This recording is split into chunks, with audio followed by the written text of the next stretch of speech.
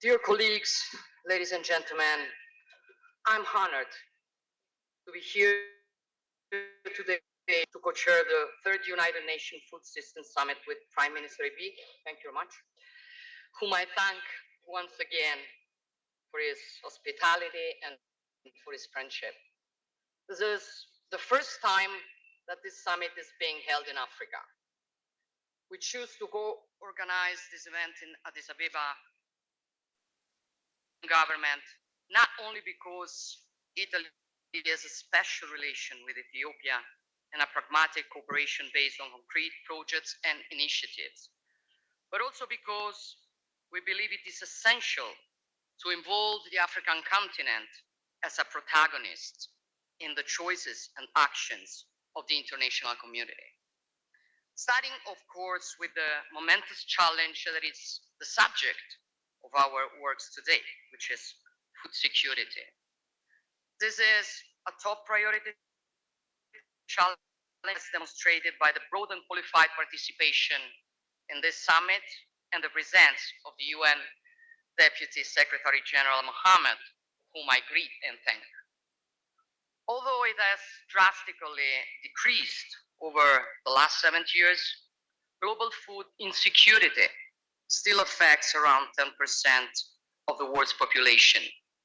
And this percentage is largely concentrated here in Africa, where 1 on 5 people suffer from hunger and do not have access to sufficient, safe, and nutritious food to lead a healthy life.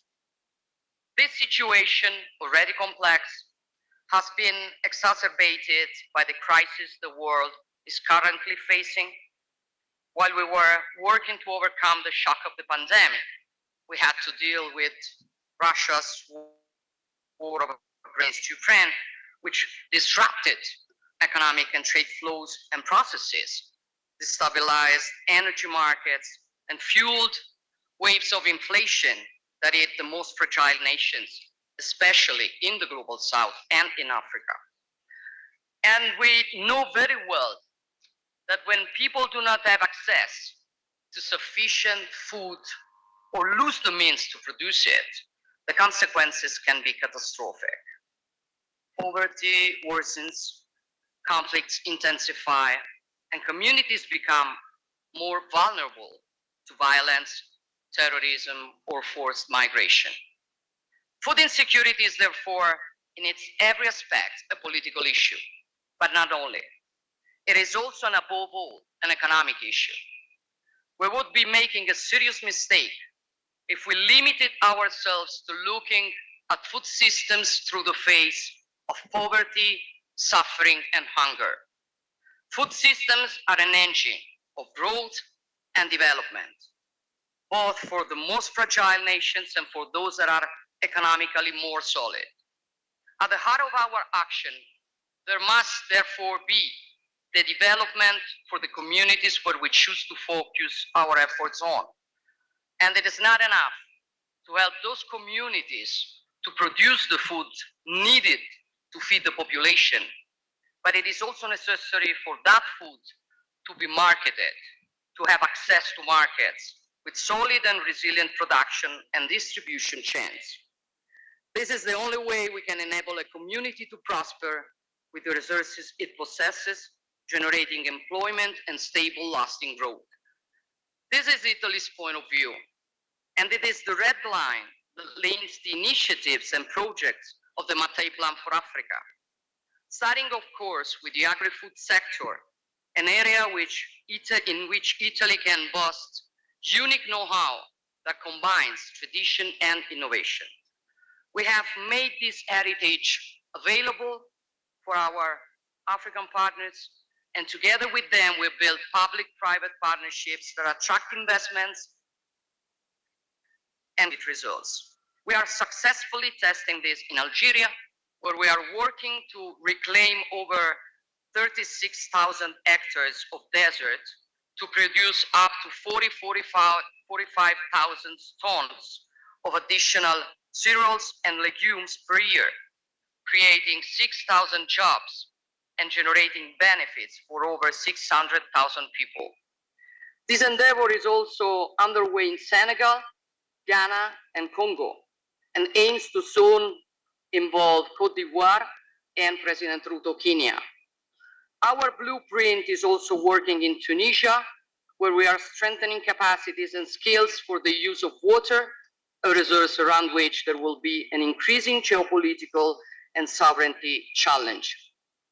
But we have chosen to apply this vision to other projects as well, such as the one developed together with the European Gateway, which combines European financial resources and private capital to support the development of coffee production chains in various African nations.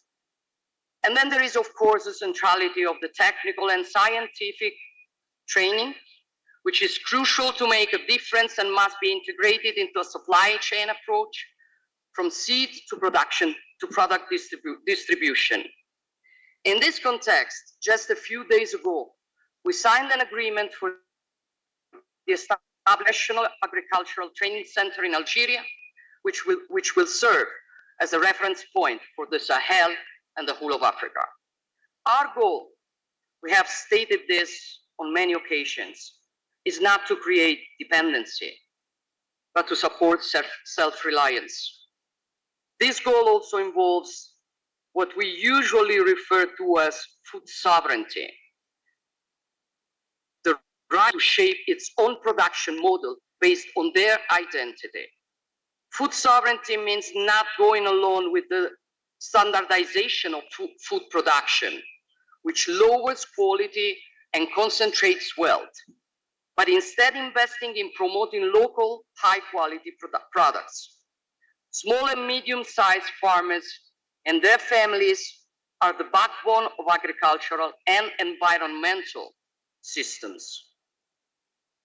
They are guardians of the land and must be given the means to live with dignity and with a fair recognition of their work. And this is why Italy, with its network of institutions, businesses, and protection consortia, is ready to do its part to promote the export of African geographical indication to European and global markets by building promotion and distribution network. So, dear Deputy Secretary Mohammed, dear Prime Minister Abiy, colleagues, Cicero, one of the most important philosophers of ancient Rome, said that of all the arts from which some profits is gained, none is better than agriculture, none more profitable, none sweeter, none more worthy of a man and of a free man. Thousands of years later, this teaching is still valid and shows us the way forward. Food is a right, a cultural expression, the pillar of a nation's identity and sovereignty. But it is also the first step towards being truly free, independent, and masters of our own destiny. I thank you.